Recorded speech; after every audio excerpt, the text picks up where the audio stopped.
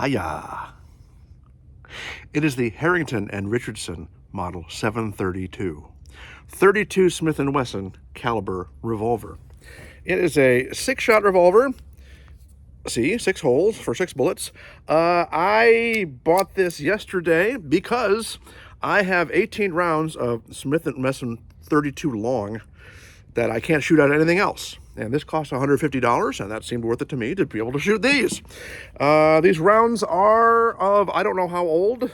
I'll tell you the story about how I got them. But for now, let's load them up and see if they will shoot out of this ancient pistol. This pistol was made in 1973, according to its very helpful date code, 2-letter date code, that is in the serial number, which I really appreciate when gun companies do that. Not all of them do. Okay, it's got 6 rounds. I have no idea if it'll fire or not, or if it'll explode, or if the rounds will work, or anything. I just don't know a single thing. We're going to go double action with these first 6. Pap!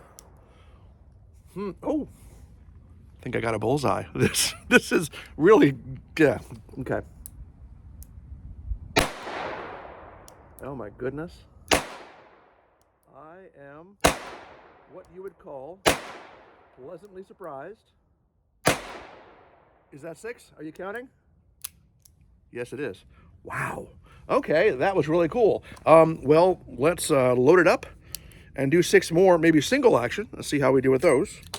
Am I going to make you watch while I load? Why not? I'll just talk about it while I load. Harrington and Richardson is a really old American gun company that started in the 1880s. And they no longer exist. They stopped operating as an independent entity in 2013, whatever that means. They made so many little swing-out cylinder revolvers in a whole bunch of calibers that nobody talks about anymore. And they had, I think, the largest contract from the U.S. government to make Garand rifles, M1s, during World War II. And they made M16s, and they made M14s for the government. Let's go some single actions for these and see if we do as well. Oh, that was center and high. Oh my goodness. I've never shot 32 Smith & Wesson before. This is quite pleasant, a little high. Oh, that's right on target. Yay, is that 6? That was 6. Okay. Well, my goodness. Let's talk about it a little bit, and we'll come back and shoot it some more. It is the Harrington and Richardson Model 732, 32 Smith & Wesson pistol. 6-shot revolver. Okay, here's the important consideration that I want to make about this thing. I've already pretty much told you all about the gun, but I do want to go over what do we got. I mean, it's a nice flat trigger. It is single double action. It has some nice grippiness up here on the hammer. The sights are pretty rudimentary, but I've seen a lot worse. I mean, this is a good groove, and this front blade sight is very generously sized, very easy to aim with and shoot. And the weird thing for me was when I first got it, how do you get it open? Because on a revolver, you used to sing a catch right here. Well, it opens like all my toy guns opened when I was a kid, and how I expected real revolvers to open. That is, you pull this open. But you can't pull it open without cocking this back just a little bit. And you see what happens down there when you do that? This little mini trigger comes out. And that is kind of a safety, because right now the hammer is resting on the striker, which is resting on the primer of any bullet that's in there, and that striker is not letting you pull this open. So this is a safety measure. That's how you would carry it. Now the hammer is not on the striker. I mean, if the striker is touching a primer, is that necessarily going to set it off while it's in there if you jam it? Maybe, maybe not, but if the hammer is not trusting the striker, it's definitely not going to happen. What I've discovered is interesting is, and now, of course, once that is engaged, you can get it open. On real guns made by actual manufacturers, the striker, you're not going to be able to see it, unfortunately. The striker, when you see if I can see when I'm doing this, you can see the striker in there now. I'm going to turn it. You can see the striker, but if you let go of the trigger, that striker goes away. That striker retracts back in. Not so on Harrington and Richardson. They made the bold decision to make this ridiculous thing necessary. I had never seen that before. That was so incredibly satisfying to figure out what that was about. But I was not expecting this to be any good at all, and it really, really is. It has really impressed me. I do like that Harrington and Richardson made the bold design choice to hold this grip on with a Phillips head screw and this one with a flathead screw. I'm sure that wasn't an aftermarket modification.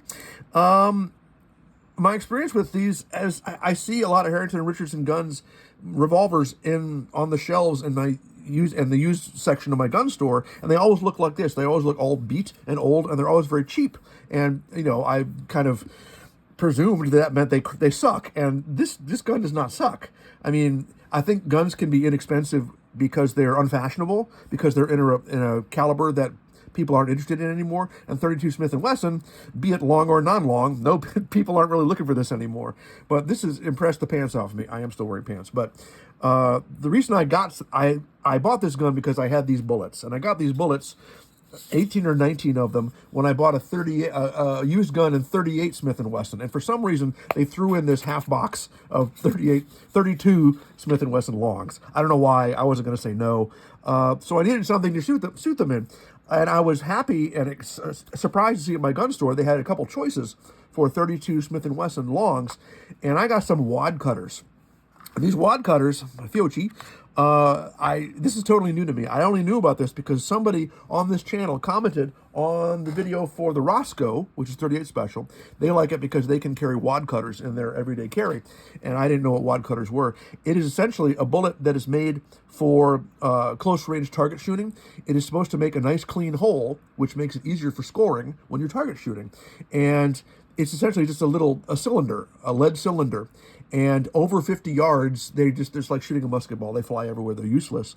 But at close range, they're supposed to have really good lethality, which I guess means they kill you really well. Hopefully not you. Hopefully the person you're shooting at.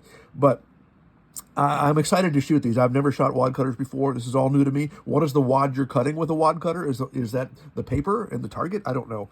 But I would like to go shoot it, not at it. Gosh, I'm just so impressed by this pistol. It is so unattractive, but I love it. Let's go shoot it.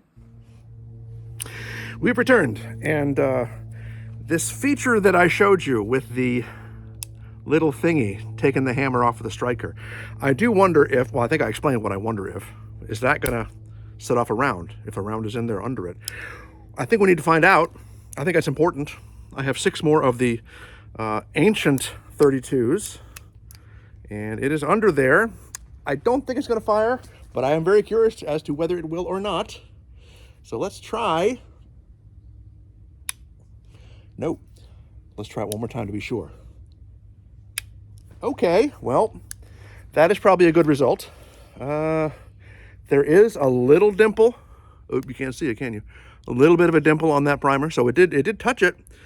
I think that that might set it off under certain circumstances, but I'm so pleased to be able to shoot all of them at last. We did so well double action. I think we're going to do double action one more time with these 6.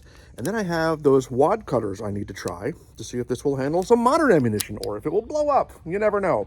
Okay, going to go double action with these.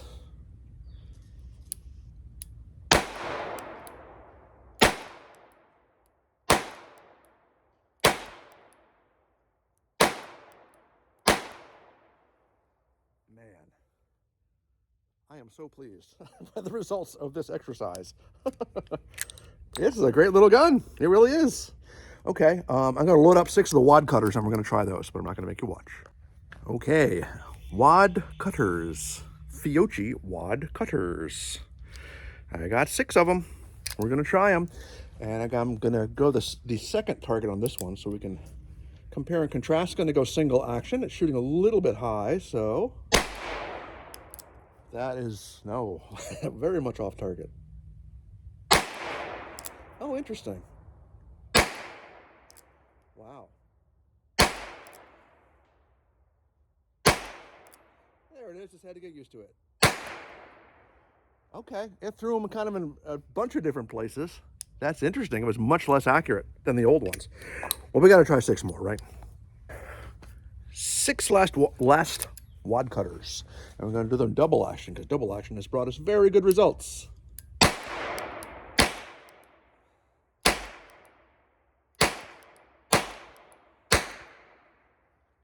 Nice.